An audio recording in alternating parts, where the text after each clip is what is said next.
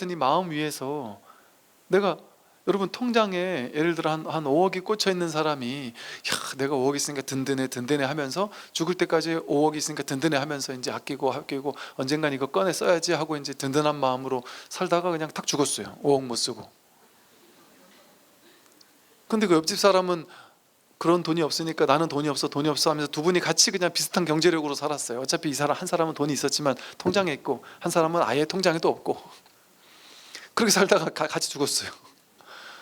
그러면 그 5억은 있었던 걸까요? 없었던 걸까요?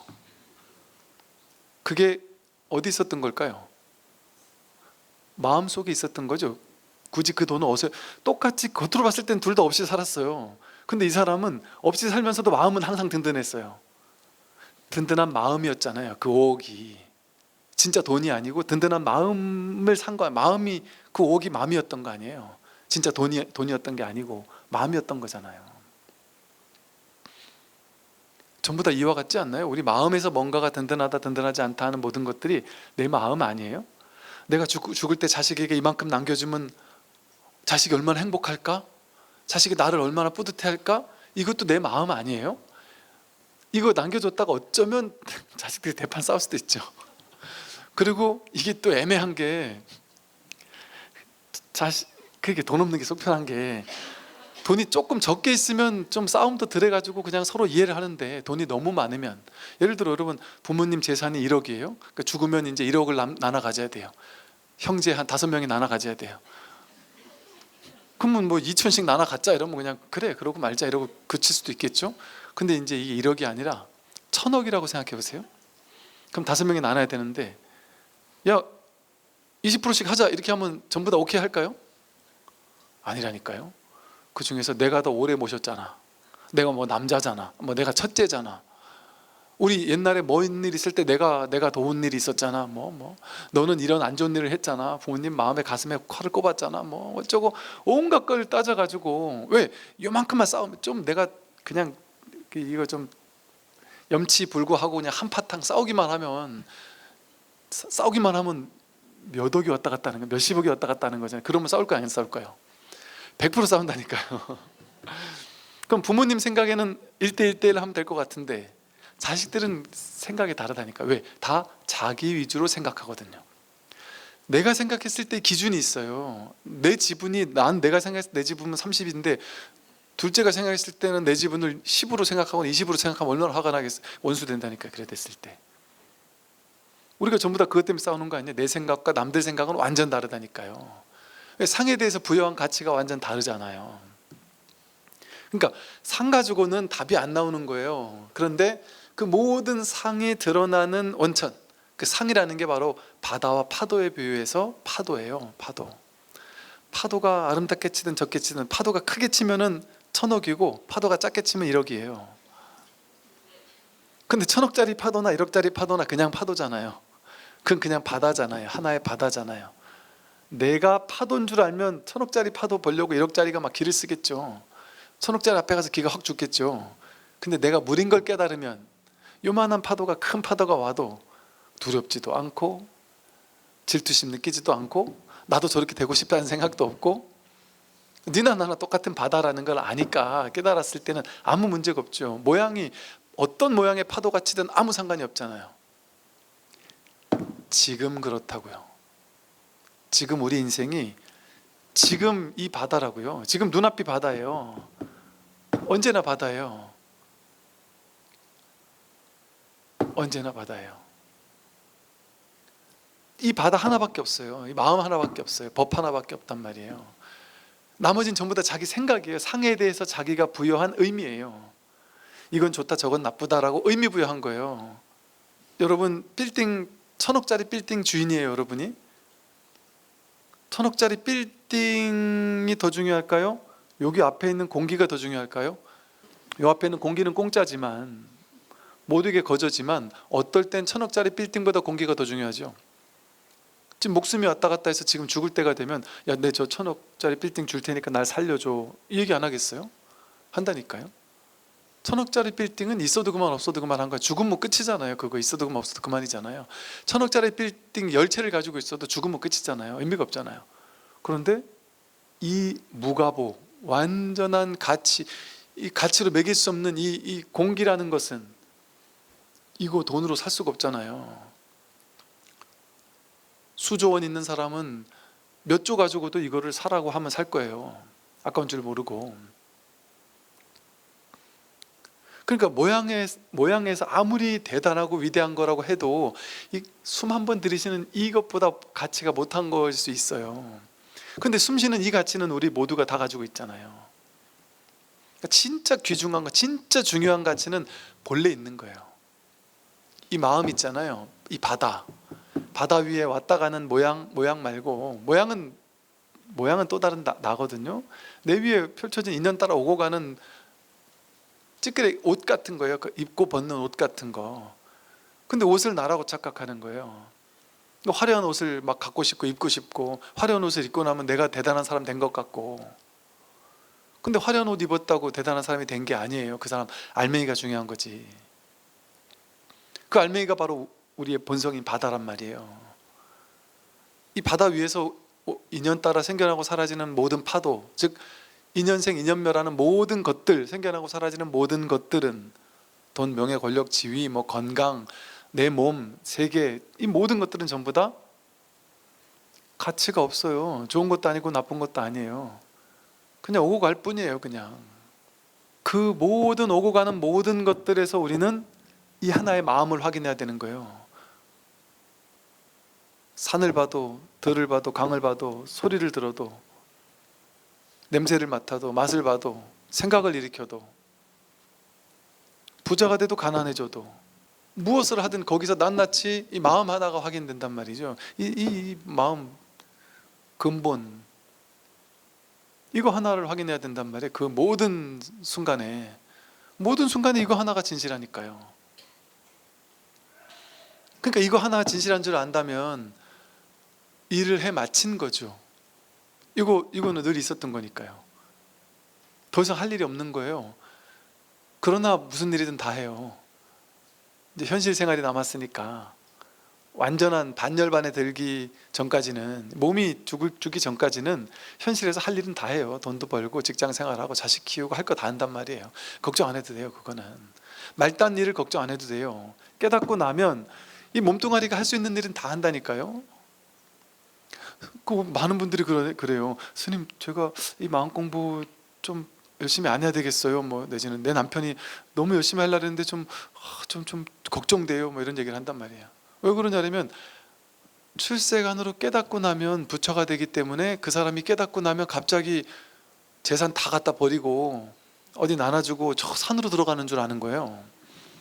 어디 머리 깎고 출가하는 줄 알기도 하고, 어떤 사람은 지금같이 저렇게 자상하던 남편이, 나에게만 자상하던 남편이 나에게만 자상하지 않고 모두에게 평등하게 대하면 어쩌죠? 이런 생각 있잖아요. 자식이 귀한 줄도 모르고 내 자식이나 남의 자식이나 똑같은 하나다 이러면서, 내 자식 용돈 주듯이 남의 힘든 사람들 다 똑같이 갖다 주고, 그럼 어떻게 해요? 이런 식의 생각을 하는 사람들이 있어요. 그렇게 되는 건 아니에요. 인연의 귀함을 알아요. 인연에 맞춰서 살 줄 안단 말이에요. 사법계 현실에서 잘 적응할 수 있어요. 오히려 너무 현실에서 이 현실 세계도 잘 산단 말이에요. 오히려 이 현실 세계를 너무 잘 살아가지고 남들이 보기 저 엄마가 깨달았나 싶을 정도로 잘 살 거야. 아마 현실을 예전보다 더 잘 살 거예요. 왜냐하면 더 열정이 넘치니까.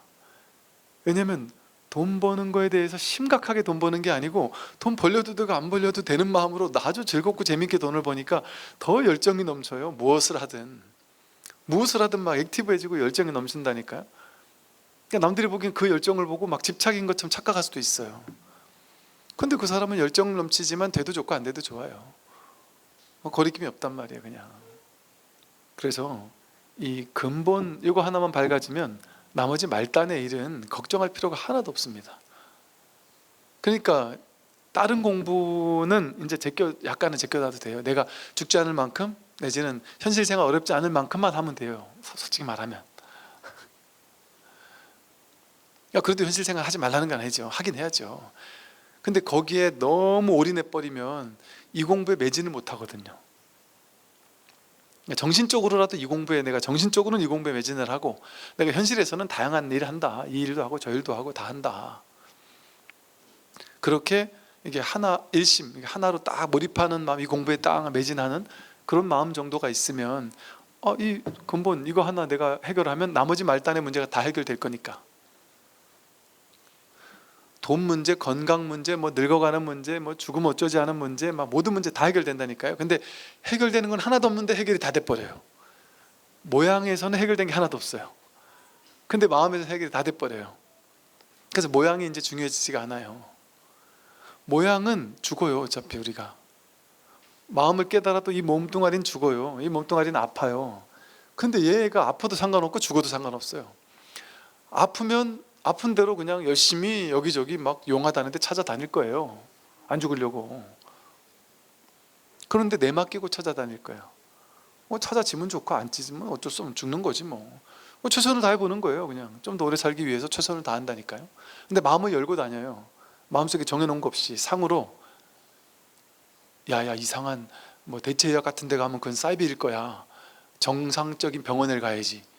예를 들어 뭐 그런 식으로 딱 정해놓는다든지, 뭐 한의원은 뭐 안 되고 정상적인 병원만 좋아라든지, 뭐 이런 데는 좋고 저런 데는 나빠라든지, 뭐 이런 걸.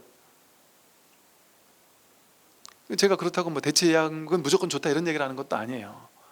대체의학 좋은 거잖아요. 또 명상 좋은 거잖아요. 근데 이거를 내가 좋다고 말을 못 하겠는 이유가, 대체의학이라는 게 참 훌륭한 지혜인 경우가 상당히 많고 명상이 상당히 지혜인 경우가 많은데, 그게 좋은 줄 아니까, 그걸 원하는 사람이 많은 걸 아니까 그거 가지고 사기치는 놈들도 많아지는 거예요 요즘에는. 그러니까 그쪽 분야에도 뭔가 문제되는 사람들이 은근히 많더라니까요. 그러니까 그게 무조건 좋다는 말도 못해요. 가서 알아봐야 돼요. 그 어떤 분들이 저한테 그런 얘기를 해요. 스님, 제가 어떠한 명상단체, 어떠한 무슨 단체에 가서 공부를 한번 해볼까 말까 고민 중인데요. 갈까요 말까요? 가도 될까 안 될까? 거기게 좋은 데일까 안 될까요? 근데 제가 아는 데면 뭐 좀 얘기해 줄 수도 있겠지만 저도 잘 모르는 곳이에요. 그럼 제가 그냥 모른다라고 밖에 얘기할 수 없을 거 아니에요.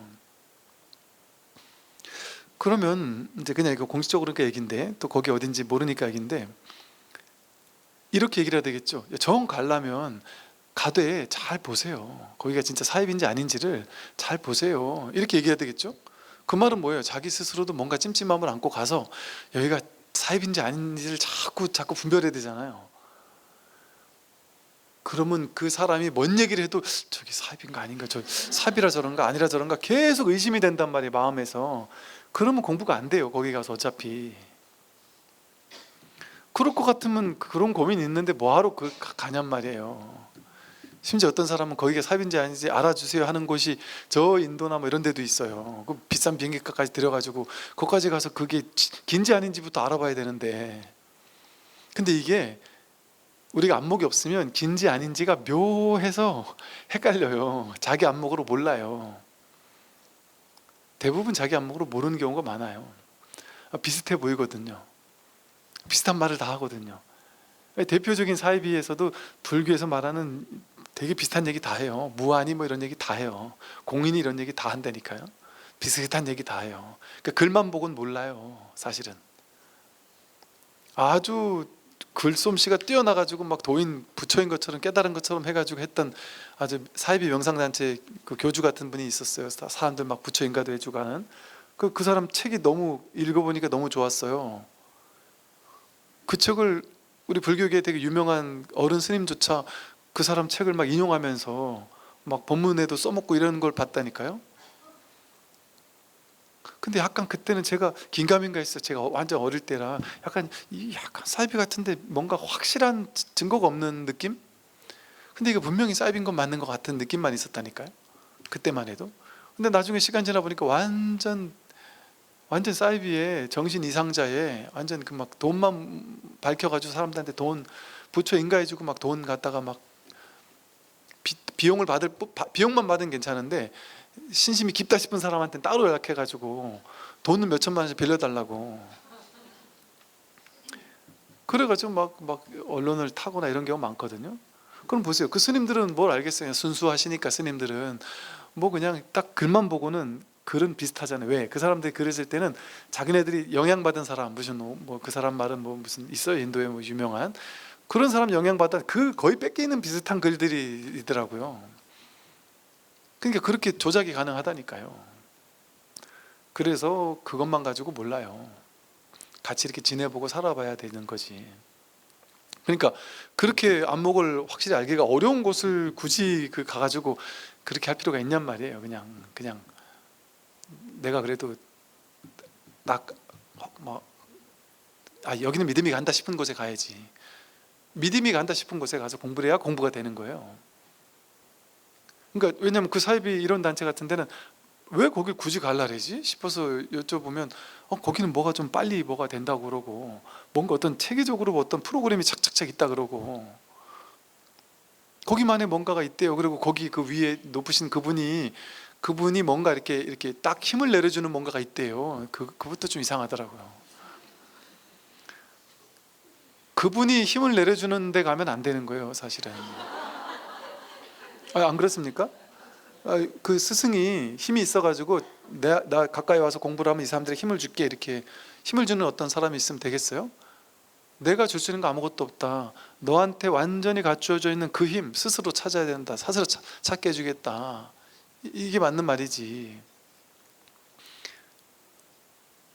근데 이제 이걸 또 방편으로 그렇게 얘기했을 수도 있다 보니까 제가 뭐라고 말은 못하겠지만, 그래서 이렇게 다만 근본으로 얻을 뿐, 이 마음 하나 공부할 뿐이에요. 그러니까 이 불교 공부는 뭐 여러 가지 공부가 없어요.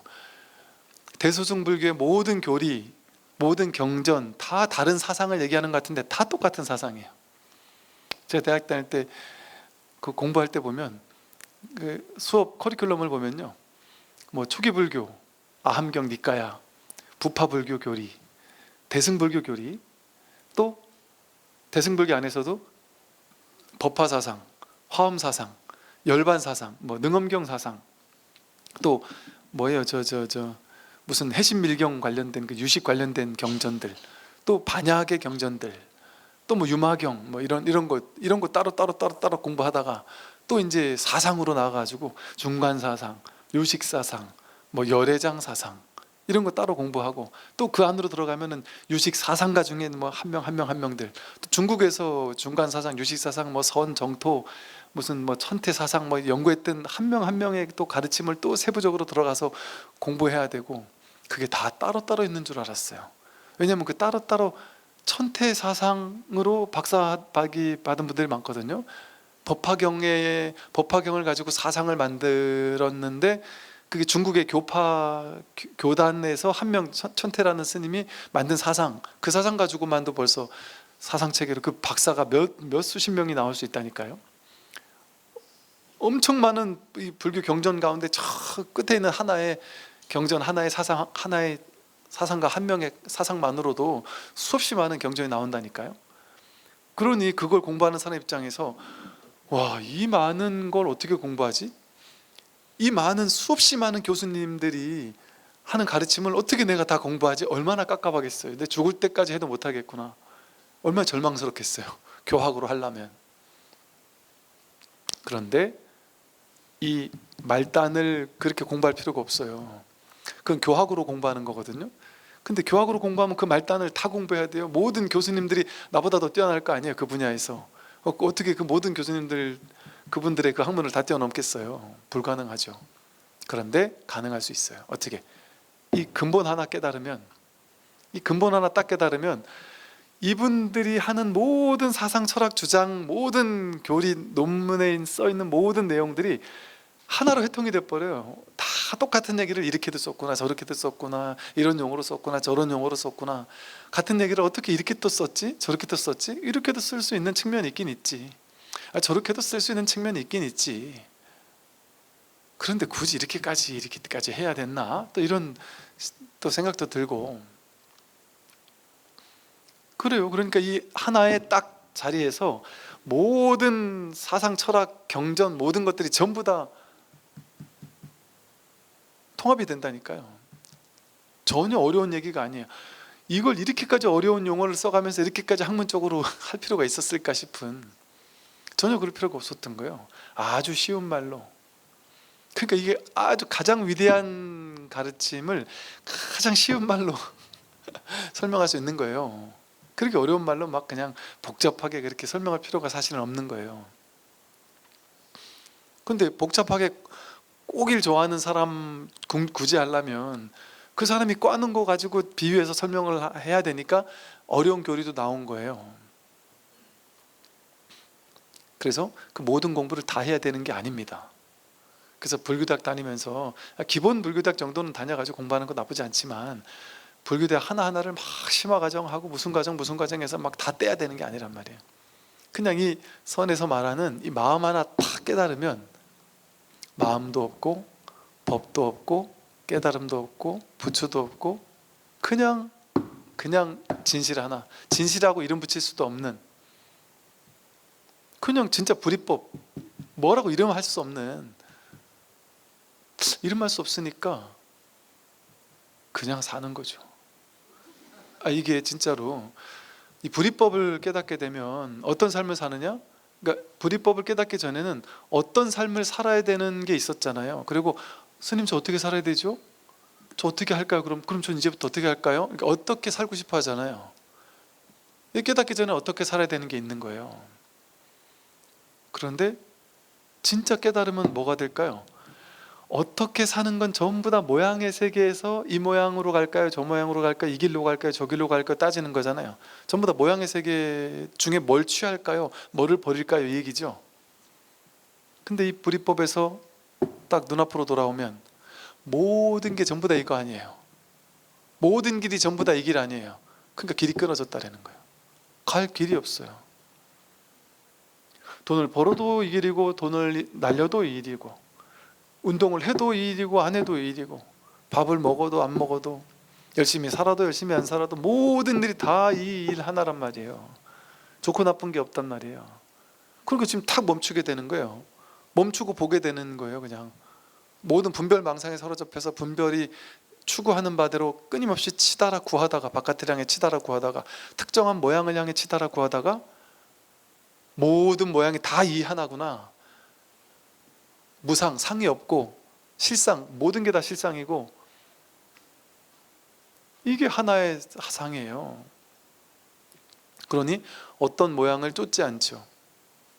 그러니 모든 모양이 다 부처 모양인 거예요. 그러니까 지금 이 눈앞이 불국토죠. 나와 세계가 없어요. 하나의 불국토란 말이에요. 하나의 불국토라고 말 굳이 붙일 필요도 없어요. 불국토라는 거창한 말로 붙일 필요가 없어요. 그냥 이 일이에요.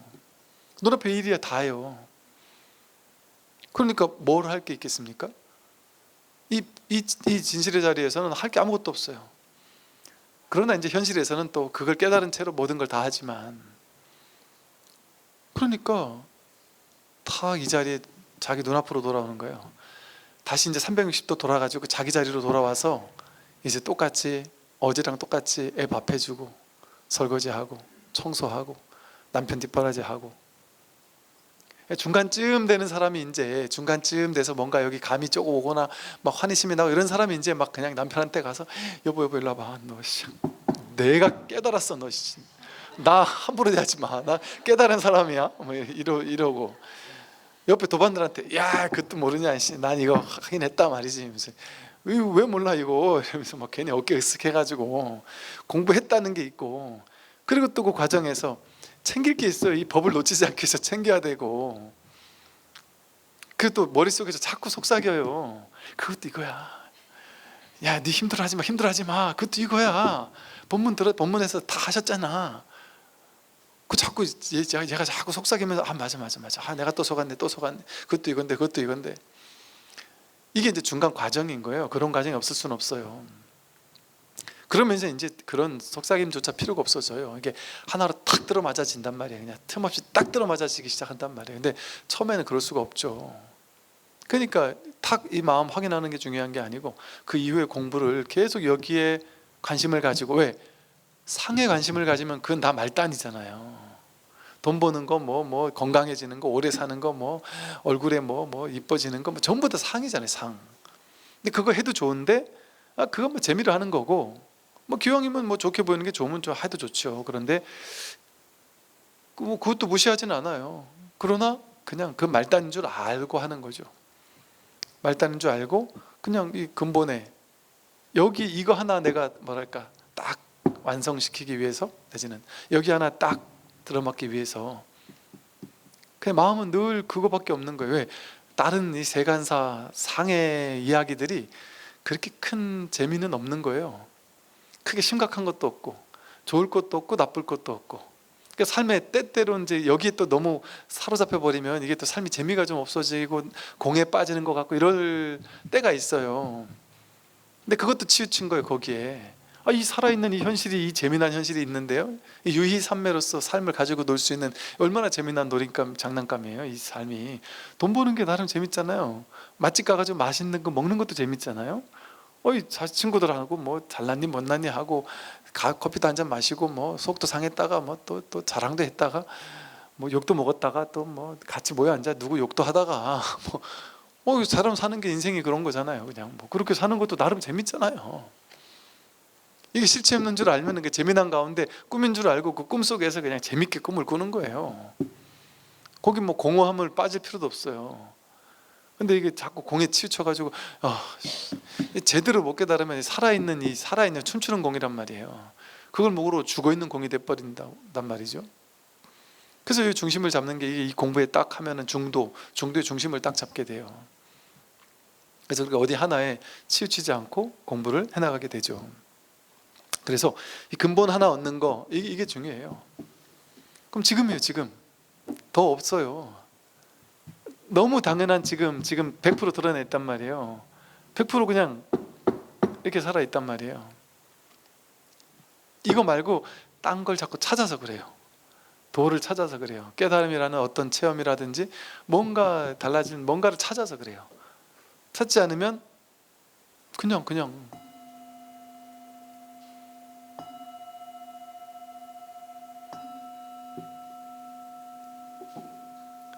찾지 않으면 부족한 게 없어요. 이거 말고 다른 거 자꾸 찾으니까 이 거울에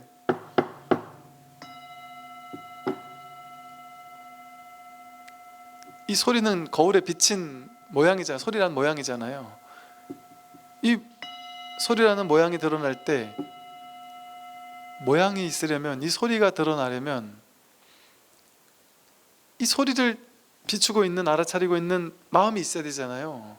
그 마음 어디 이 소리와 따로 있을까요? 이 소리랑 따로 있어가지고 그 마음이 이 소리가 하면 여기로 확 쫓아와가지고 이걸 보고 그렇게 따로 있겠어요? 여기에 있죠. 여기에. 그러니까 이게 지금 소리를 가리키는 게 아니죠. 소리와 둘이 아닌 소리와 직해 있는 이 마음, 이거 확인된단 말이에요. 지금 확인되고 있어요. 확인되고 있는데 자꾸 우리 분별의 습관은 이거를 확실하게 하고 싶어 하고 붙잡고 싶어 하고 뭔가 딱 찍어가지고 이거구나 해가지고 뭔가 이렇게 딱 잡고 싶어 한단 말이에요. 머릿속으로 확실하게 알고 싶어요. 딱 찍어서 정리해가지고 머릿속에 놓치지 않도록 딱 알고 싶고 딱 적어놨다가 나중에라도 잊어버리면 또 찾아보 이러고 싶어 한단 말이에요. 근데 이건 그러려면은 흐릿해져요. 희미해져요. 모르겠는 것 같아요. 분명히 알았었는데 왜 모르겠지? 알려고 하면 모르겠다니까요. 모르겠는 그거고 알겠는 그건데, 그러니까 전혀 낯선 방식으로 이거는 확인되는 거예요. 이 취하는 방식으로 확인되는 게 아니에요. 아는 방식, 가지는 방식, 눈, 귀, 코, 혀, 몸, 뜻이 색성향, 미촉법을 접촉해서 인식하는 방식, 분별, 의식하는 방식으로는 안 되는 거예요. 그러니까 알려고 하는 생각을 하지 않고 분별하는 생각을 하나도 하지 않고 바깥으로 추구하려고 하는 생각을 일으키지 않으면 살아있잖아요. 살아있어요. 죽지 않았어요. 이게 확인 안 되냔 말이에요. 확인되고 있잖아요. 확인되고 여기 있는 여기에 자기 마음이 있어요. 내가 잡고 싶은 그런 모양으로 있는 건 아니에요. 이게 증거예요. 이게 내가 뭔가 깨닫고 싶잖아요. 알고 싶잖아요. 부처를 얻고 싶잖아요. 확인하고 싶잖아요. 구하고 싶잖아요. 구하고 싶어 하는 그 마음이에요. 구할 수 있는 게 아니고 나도 깨닫고 싶은데 요 마음이라니까요. 깨닫고 싶은데라고 마음을 내면 그 결과 깨달음이 주어지겠지가 아니고 깨닫고 싶은데 하는 이 마음이라니까요. 초발심이 변정각이지, 초발심을 계속 견고히 쌓아가다 보면 나중에 그 결과 인과법으로서 초발심이 쌓이고 쌓여서 결국에 어떤 획득되는 정각이 따로 없단 말이에요. 초발심 그거니까. 초발심 요거잖아요. 요게 완성이에요. 발심하는 이 마음이에요. 이 마음이 내가 추구하는 이 마음이에요. 알아야 되는 게 아니라 알겠다 하는 이 마음이고, 모르겠네 하는 이 마음이라니까요. 그러니까 알겠다도 여기서 드러내고 모르겠다도 드러낸단 말이에요. 이 마음에서 알겠다도 나오고 모르겠다도 나오잖아요. 알고 모르고를 넘어 있는 거예요. 이게 근본이라고 하죠. 마치 깨끗한 유리구슬 안에 보배 달을 머금고 있는 것과 같다. 깨끗한 유리구슬, 우리 마음을 마니주라고 비유한다 그랬잖아요. 유리보주, 유리구슬에 비유를 해요. 우리 마음을. 그런데 우리 중생들의 마음은 유리구슬 같이 깨끗한 마음인데, 이 마음이 이제 오염돼 있다고 보죠. 보통 분별망상으로 분별의 때가 바깥에 덕지덕지 묻어 있다고 보죠. 그러니까 이 유리보주가 투명한 유리구슬이 딱 있는데 이게 때로 오염돼 있으니까 이걸 막 갈고 닦아야 된다고 생각한단 말이에요. 때를 벗겨내야 된다. 그래서 때를 벗겨내기 위해서는 갈고 닦아야 된다. 염불하고 독경하고 좌선하고 수행을 해야 된다. 그렇게 생각한단 말이에요. 그게 일반적인 공부인들의 마음이죠. 육조 스님하고 육조가 되기 위해서 경쟁 관계에 있던 사람이 신수 스님이잖아요. 신수 스님은 육조 스님은 저기 어디죠, 변방 출신에 인제 막 들어온 행자, 아직 계도 안 받은 행자, 아웃사이 불교계 집안에서, 여러분 저 불교계 집안에서 행자는요, 저 행자 같은 큰 절에 가서 행자 하면 와, 이거는 진짜 거의 인간 취급도 못 받을 정도로 진짜 행자인 기간 동안은 하심하라고 자꾸 막 그냥 마음을 낮추도록 해야 된단 말이에요. 신도님들보다 좀 더 밑이에요. 완전히 그냥 하심하게 시키고 이런단 말이에요. 우리가 보통 상의 세계에서는. 그래서 행자가 감히 스님한테 뭐 공부가 어떻고 막 이런 말을, 그러니까 옛날 분위기에서는 할 수도 없는 그런 분위기란 말이에요. 절집안 분위기가. 행자가 어떻게 알아도 안단 말도 못하고 이런 분위기란 말이에요. 그런데 행자가 6개월 1년 하고 나서 삼위가 되잖아요. 여기 이렇게 고동색 띠 둘은 삼위가 된단 말이에요. 삼위가 되고 나서 3이나 3인이가 되고 나서 5년 동안 또 스님 생활해야 돼요.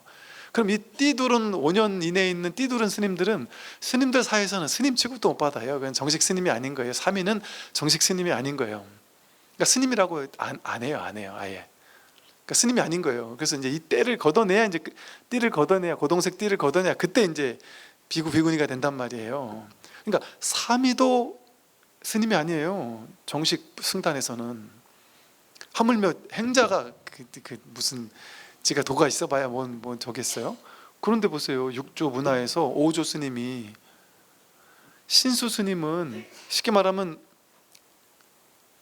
종정 될 넘버원 주자였단 말이에요. 모든 걸 다 두루 갖춘, 강사 생활도 오래 했고 뭐 주지 생활도 오래 했고 뭐 모든 걸 다 거쳐서 모든 스님들이 그분의 제자들인 거예요. 그러니까 이 큰 스님 열반하시면 바로 다음 타선 종정이 되는 게 딱 정해진 스님이었단 말이에요. 그리고 나이도 지긋하신 분이었고. 근데 이 육조 해능은 완전 어린 애였단 말이에요. 젊은 친구였단 말이에요. 20, 30대? 뭐 20대 정도 젊은 친구였는데 행자고. 근데 법을 물었는데 이 신수스님은, 그렇게 공부를 많이 하신 신수스님은 어지간하면 약간 삐까 뜬다 싶으면 이분을 육조를 드리는 게 맞잖아요. 그런데 이분이 뭐라 그랬냐면, 우리 마음이 거울이란데 거울이 오염돼 있어서 오염된 거울을 갈고 닦아야 된다, 이렇게 얘기했잖아요. 마음 거울을 갈고 닦아야 된다. 그런데 행자가 이 마음은 대가 없어서 갈고 닦을 뭐가 없다, 갈고 닦는 게 아니다, 요 한마디 해가지고, 개송해서 요 한마디 해가지고 신수를 확 끌어내리고선 육조가, 그 요 한마디 해가지고 신수를 확 끌어내리고선 육조가, 그 요 한마디 해가지고 신수를 확 끌어내리고선 육조가, 그 요 한마디 해가지고 신수를 확 끌어내리고선 육조가, 그 요 한마디 해가지고 신수를 확 끌어내리고선 육조가 종정이 됐단 말이에요. 행자에서 갑자기 도약해가지고 종정이 됐단 말이에요. 이게 불교 집안에서만 가능한 거예요. 즉 대학교 신입생이 갑자기 그 대학 교수를 시킨 거나 다름이 없단 말이에요. 이 세간에서는 일어날 수 없는 일이 벌어진 거예요. 이게 육조 스님의 안목이었거든요. 근데 신수 스님을 비롯한 무수히 많은 불교계에서는 전부 다 마음은 유리 구슬과 같아서 그 구슬이 오염돼 있어서 그걸 닦아야 된다. 갈고 닦아야 된다. 갈고 닦으려면 유의 조작에 수행을 해야 된다. 다 그렇게 가르치고 있는 거예요. 그러니까 신수 스님조차 그랬으니 지금 모든 너도 나도 모든 절에서 다 기도하고 염불하고 독경하고 수행하고 갈고 닦아야 된다라는 얘기를 하는 게 당연하죠. 그리고 그게 아니다라고 얘기하는 게 좀 이해가 안 될 수도 있죠. 처음 공부할 때는 왜 일반적인 얘기를 안 하십니까? 하면서 좀 이해가 안 될 수도 있죠. 그런데 이 유리구슬은요, 유리구슬이란 뭔가가 있으면 오염될 수 있겠죠, 그죠? 이 유리구슬이 실제 있으면 옆에 와서 먼지가 막 묻을 수 있잖아요, 그죠? 근데 이 마음이란 유리구슬은 이 대가 없어요. 모양이 없어요. 크기도 없고 이 유리구슬이란 뭐가 없어요. 유리구슬이라고 이름은 붙일 수 있지만 이게 없는 유리구슬인 거예요. 이름 붙여보자는 유리구슬인데 그 안에 뭐가 없단 말이에요. 때를 묻히고 싶은데 때를 막 갖다가 던지는데 어디 묻힐 수가 없단 말이에요. 이 유리구슬은 허공과 같아서 허공을 오염시킬 수 없듯이 우리 마음이 그래요. 분별로 오염돼 있잖아요. 그런데 지금 분별로 오염되어 있는 이대로 오염이 없어요. 이 자기 성품을 오염될 수가 없어요. 그래서 사실은 이 성품을 깨닫는 게 아니에요. 성품은 방편이에요. 성품이라고 이름 붙인 것 뿐이에요. 그러니까 즉 우리가 높이뛰기 선수예요. 여기를 요만큼을 뛰는 게 목표예요. 그러니까 이게 중요한 게 아니고 뛰어넘는 게 목표예요. 그런데 그냥 넘어봐 이러니까 자꾸 이렇게 넘으니까 요걸 하나 만들어주고서 요걸 넘어 이러니까 목표가 생겼으니까 뛰기가 좀 쉬울 거 아니에요. 이게 사실은 필요가 없어요. 넘는 게 목표지 이건 중요하지 않아요. 요게 불성이에요. 요게 마음, 자성이에요. 이게 자성 필요 없어요. 보다 선명하게 분별하는 데 있어서 야 요거 넘어 이렇게 해주려고 하니까 임시로 그냥 이렇게 갖다 놓은 거지. 성품, 자성 이것도 지저분한 말이란 말이에요. 부처라는 것도 지저분한 오염된 말이에요. 중생에 상응해서 부처라는 이름이 붙은 거거든요. 그러니까 진짜 부처를 깨닫고 나면 부처도 없고 중생도 없어요. 모든 것이 전부 다 이 법 하나뿐이구나가 깨달아지는 거란 말이죠. 그럼 이거 하나를 깨닫고 나면 중생을 따로 조복받을 필요가 없어요. 분별망상을 따로 조복받을 필요가 없어요. 모든 게 이 일 아닌 게 없구나 해서 이거 분별이었구나. 이것도 분별이었구나. 내가 그동안 분별에 속았구나. 모든 상을 보더라도 전부 다 이게 분별상이었구나가 너무나 명확해지는 거예요. 그러니까 모든 분별에 속지 않는 게 되는 거예요. 그러니까 분별에 속지 않을 뿐이지 분별이 선명하게 보일 뿐이지 분별을 잘 보고 나면 분별 너머에 있는 불성 자성이 깨달아지겠죠? 내가 가질 수 있겠죠? 그런 불성은 따로 없다니까요. 건강한 사람에겐 건강이 없는 것처럼 깨달은 사람에게 깨달음이 없어요. 중생에게 어쩔 수 없이 뭔가 희망찬 여기 이걸 넘으면 돼 이렇게 얘기하기 위해서 너가 이 분별을 조복받으면 멸성제가 있어. 멸성제라는 해탈 열반의 세계가 있어라고 이렇게 그냥 목표를 정해준 거예요. 임시로. 근데 그 자리에 도착하고 나면 그 목표도 사라져요. 전부 다 부처뿐인데 여기 구제해야 될 중생이 따로 없단 말이에요. 그래서 이 깨끗한 유리구슬 이건 오염되지 않아요. 본래 오염되지 않아요. 그래서 이 오염되지 않은 마음속에 근데 이제 방편으로 오염됐으니까 이렇게 갈고 닦아라 이렇게 얘기하면 사람들이 편하니까 그런 방편을 썼던 거죠. 이 깨끗한 유리구슬 안에 법의 달을 머금고 있는 것과 같다. 이 법의 달 이게 마음, 성품, 자성 이걸 얘기를 하잖아요. 이게 하나가 딱 들어맞는다 이 소리예요. 유리구슬 안에 법의 달이 있는데 유리구슬이라는 뭐가 따로 없으면 유리구슬이 법의 달이고 법의 달이 유리구슬이죠.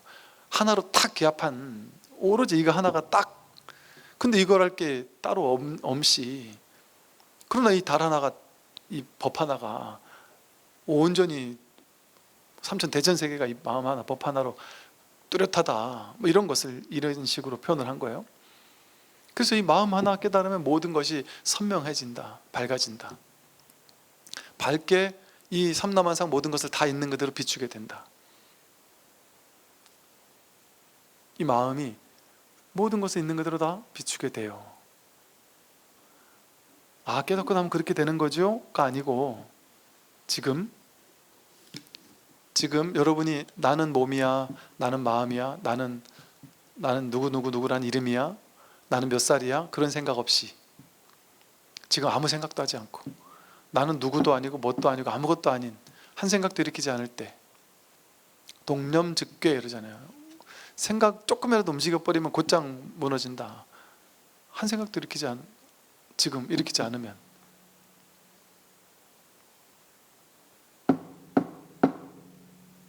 여기 살아있잖아요. 이게 거울처럼 이렇게 비추잖아요.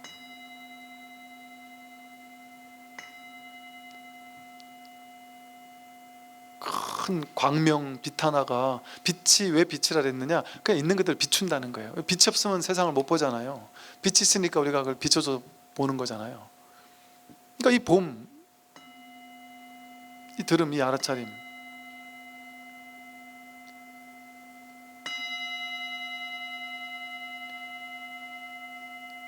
이게 지금 이렇게 있죠. 깨닫고 나서 있는 게 아니잖아요.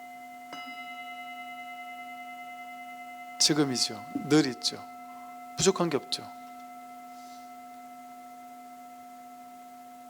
할 게 없어요.